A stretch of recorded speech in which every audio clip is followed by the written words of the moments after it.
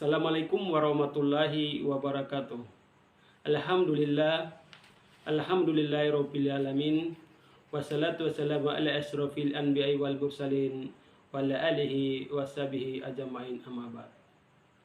Pertama-tama kita panjatkan puja dan puji syukur kehadirat Allah Subhanahu wa taala atas limpahan dan rahmatnya lah, sehingga saya sebagai host Gen Miranda TV telah hadir kembali dengan menceritakan kisah para nabi. Dan sebelum-sebelumnya kita telah menceritakan kisah Nabi Adam alaihissalam dengan anaknya, dan keempat yaitu kisah Nabi Khadir alaihissalam atau dikatakan Nabi Khidir alaihissalam. Dan pada kali ini saya sebagai host Gen Miranda TV akan menceritakan tentang kisah singkat Nabi Khidir alaihissalam. Nabi Khidir atau Nabi Al-Khidir, Qidar bahasa Arab, Al-Hadir, transit Al-Qadir, juga transkripsi menjadi Qadir, Qadir, Al-Qidir, Qizar, Qatir, Qajar, Qadar, Kender, Qizir, Qizar, dan Qihil. Adalah sosok yang dijelaskan tetapi tidak disebutkan namanya dalam Al-Quran. Sebagai hamba Allah yang saleh dan memiliki kebijaksanaan besar atau pengetahuan mistik dalam berbagai tradisi Islam dan non-Islam, Khidir digambarkan sebagai utusan nabi atau wali yang menjaga laut, mengajarkan ilmu rahasia, dan membantu mereka yang berada dalam kesulitan.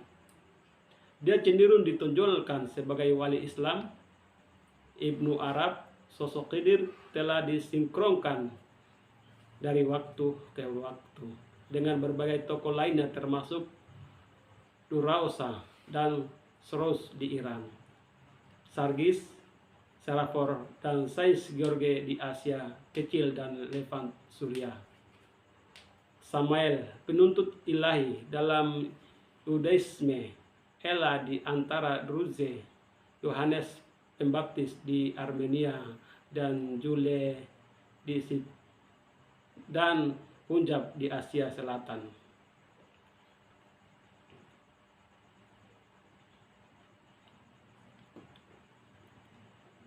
Meskipun tidak disebutkan namanya di dalam Al-Quran, ia disebut oleh para cendekiawan Muslim sebagai sosok yang dijelaskan dalam Al-Quran sebagai hamba Tuhan yang telah diberi ilmu dan yang ditapingi dan ditanyai oleh Nabi Yahudi Musa tentang banyak tindakan yang tampaknya tidak adil atau tidak pantas yang dia Khidir lakukan: menenggelamkan kapal, membunuh seorang pemuda, membalas ketidakkeramahan dengan memperbaiki tembok.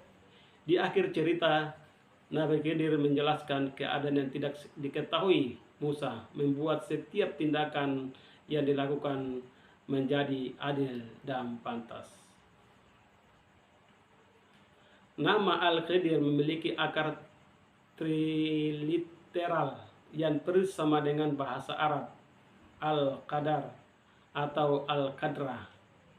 Akar kata yang ditemukan dalam beberapa bahasa Semit yang berarti hijau atau hijau, seperti dalam Al-Kubah, Al-Qadra atau kubah hijau. Oleh karena itu, arti nama tersebut secara tradisional dianggap sebagai yang hijau atau sang hijau. Beberapa sarjana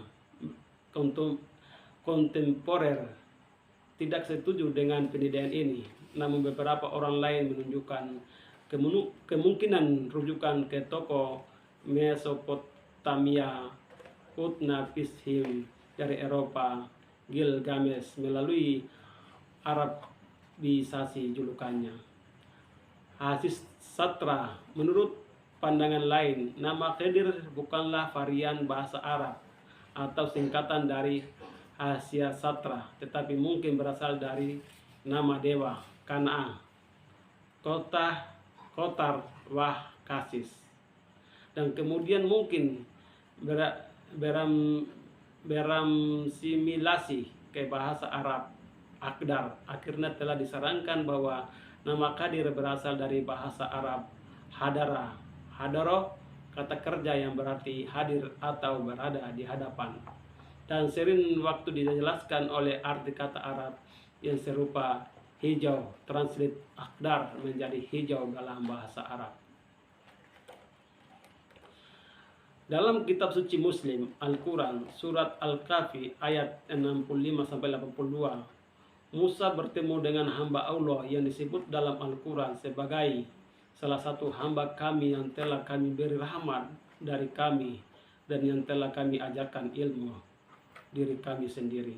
Cendekiawan Muslim mengidentifikasikannya sebagai Khidir meskipun ia tidak disebutkan secara dalam Al-Quran dan tidak ada rujukan bahwa ia abadi atau secara khusus dikaitkan dengan pengetahuan esoterik atau kesuburan.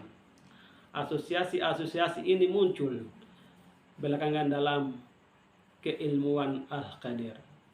Al-Quran menyatakan bahwa mereka bertemu di persimpangan dua lautan, di mana seekor ikan yang ingin dimakan oleh Musa dan hambanya telah lolos. Musa meminta izin untuk menemani hamba Allah agar Musa dapat belajar pengetahuan yang benar tentang apa yang diajarkan kepadanya. Sang hamba memberitahu dia bahwa sesungguhnya kamu Musa tidak dapat memiliki kesabaran terhadap saya, dan bagaimana kamu dapat memiliki kesabaran tentang hal-hal yang pemahamanmu tidak lengkap. Musa berjanji untuk bersabar dan menantinya tanpa ragu. Dan mereka berangkat bersama. Setelah mereka menaiki kapal, hamba Tuhan merusak kapal tersebut. Melupakan sumpahnya, Musa berkata, apakah kamu membuat lubang di dalamnya untuk menenggelamkan penghuninya? Sungguh kamu telah melakukan hal yang menyedihkan. Sang hamba mengingatkan Musa akan peringatannya. Bukankah sudah kukatakan bahwa engkau tidak akan bisa bersabar terhadapku? Dan Musa memohon untuk tidak ditegur. Selanjutnya, hamba Tuhan membunuh seorang pemuda. Sekali lagi, Musa berteriak dengan heran dan cemas. Dan sekali lagi, hamba mengingatkan Musa akan pengingatnya. Dan Musa berjanji bahwa dia tidak akan melanggar sumpahnya lagi. Dan jika dia melakukannya, dia akan minta diri dari kehadiran hamba. Mereka kemudian melanjutkan ke kota di mana mereka ditolak keramah tamahannya. Kali ini, alih-alih merugikan siapapun atau apapun, hamba Tuhan memperbaiki tembok tua di desa.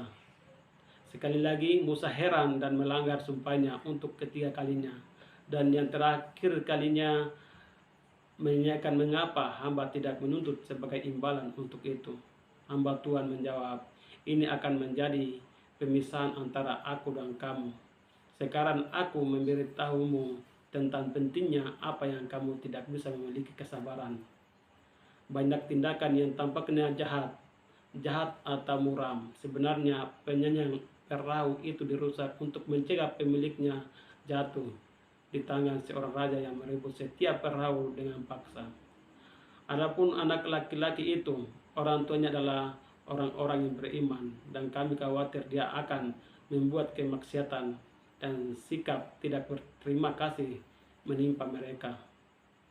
Tuhan akan mengganti anak itu dengan yang lebih baik dalam kesucian, kasih sayang, dan ketaatan.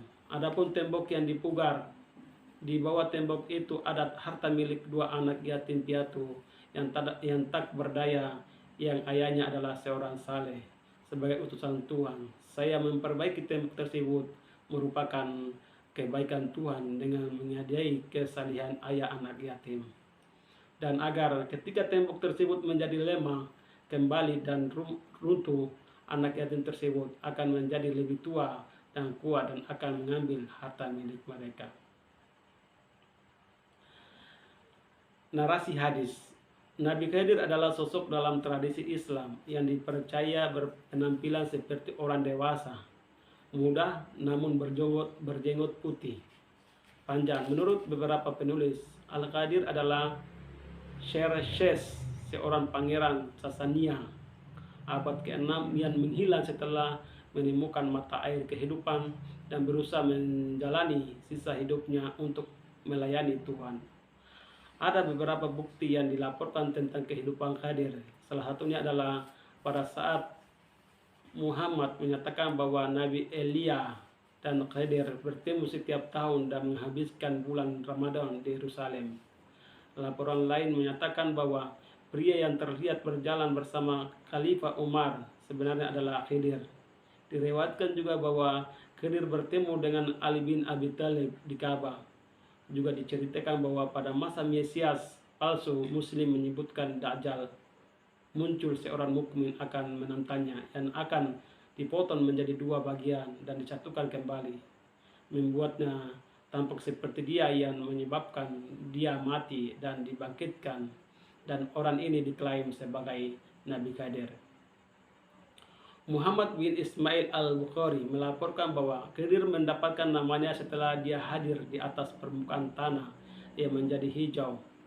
Akibat kehadirannya di sana, ada laporan dari Al-Baihaqi bahwa Khidir hadir di pemakaman Muhammad dan hanya dikenal oleh Ali bin Abi Thalib di antara para sahabat lainnya, dan di mana dia datang untuk menunjukkan kesedihan atas kematian Muhammad. Kemunculan Nabi Khidir pada pemakaman Muhammad diceritakan sebagai berikut. Seorang laki-laki berpenampilan perkasa, tampan, berjanggut putih, datang melompati punggung orang-orang sampai dia mencapai tempat jenazah dibaringkan. Sambil menangis terseduh-seduh, dia menoleh ke arah para sahabat dan menyampaikan belasungkawa. Ali mengatakan bahwa dia adalah Nabi Khidir. Ja'far as-Sadiq meriwayatkan dalam kitab Al-Kafi bahwa setelah memasuki Masjid Suci di Mekah, Ali, Hasan bin Ali, dan Husain bin Ali didatangi oleh seorang pria tampan berpakaian bagus yang mengajukan serangkaian pertanyaan kepada mereka. Hasan menjawab pertanyaan-pertanyaan tersebut, dan setelah itu orang tersebut bersaksi tentang kenabian Muhammad, diikuti dengan bersaksi bahwa Ali dan ahlul baitnya adalah penerus dan pewaris pesannya. Meminta Hasan untuk melacak keberadaan pengunjung tersebut, namun karena tidak bisa, Ali membeberkan identitas pria tersebut sebagai Khidir. Cendekiawan Muslim Said Nursi percaya bahwa Nabi Khidir, seorang tokoh dalam tradisi Islam, masih hidup dan berada pada derajat kehidupan kedua. Beberapa ulama memiliki kerugian tentang kepercayaan ini. Dia mengatakan Al-Qadir dan Ella bebas dan dapat hadir di banyak tempat pada waktu yang bersamaan. Mereka tidak harus makan atau minum dan tidak dibatasi oleh kebutuhan manusia, dan tingkatkan kewalian yang disebut derajat Nabi Khidir.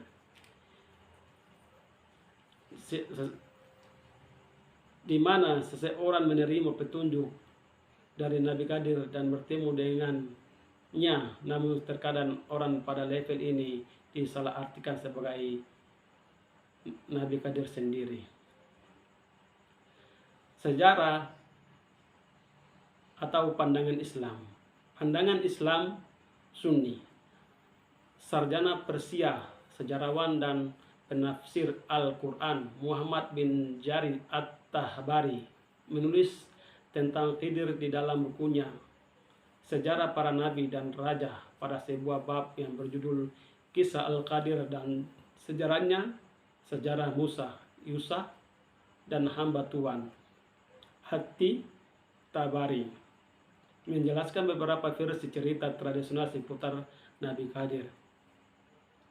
Di awal bab Ati, Tabari menjelaskan bahwa dalam beberapa variasi, Nabi Khidir adalah sezaman dengan Raja mitos Persia Afiruddin yang sezaman dengan Ibrahim dan hidup sebelum zaman Musa.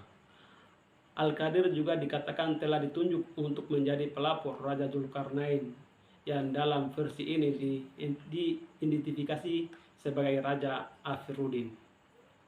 Dalam versi khusus ini, Nabi Qadir melintasi sungai kehidupan dan tidak menyadari sifat-sifatnya, meminumnya dan menjadi abadi.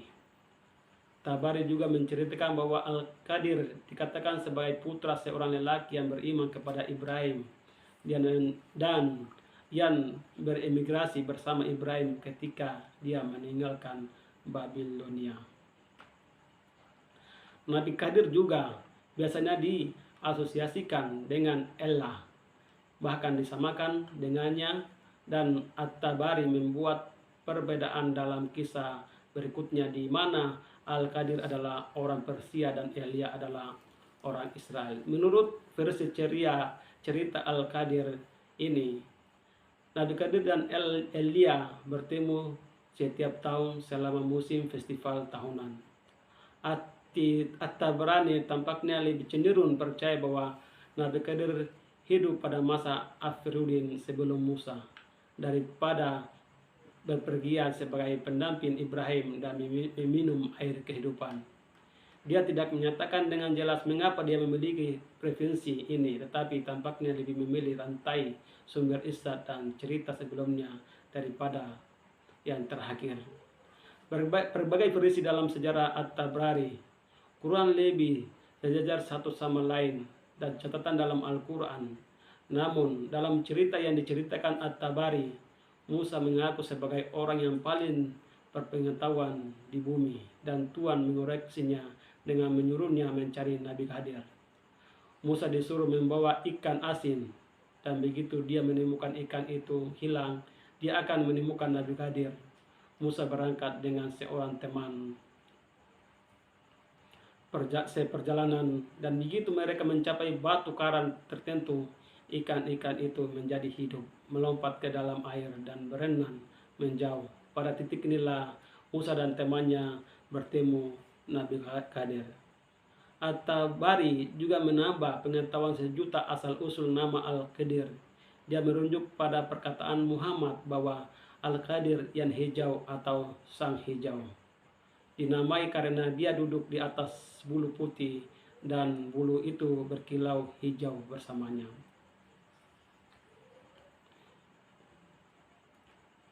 Menurut Syiah, beberapa muslim Syiah di kalangan awan percaya Nabi Qadir menemani Muhammad Al-Mahdi dalam pertemuan dengan Syekh Hasan bin Musli Jamkarani pada tanggal 22 Februari tahun 984 Masehi, 17 Ramadan 373 Hijriah, dan memerintahkannya untuk membangun masjid Jamkaran di tempat pertemuan mereka. Situs ini 6 km sebelum Timur Qom, Iran, telah menjadi tujuan ziarah Syiah selama beberapa waktu. Dalam Syiah Islamiyah, Nabi Qadir dianggap sebagai salah satu imam tetap, yaitu mereka yang telah membimbing manusia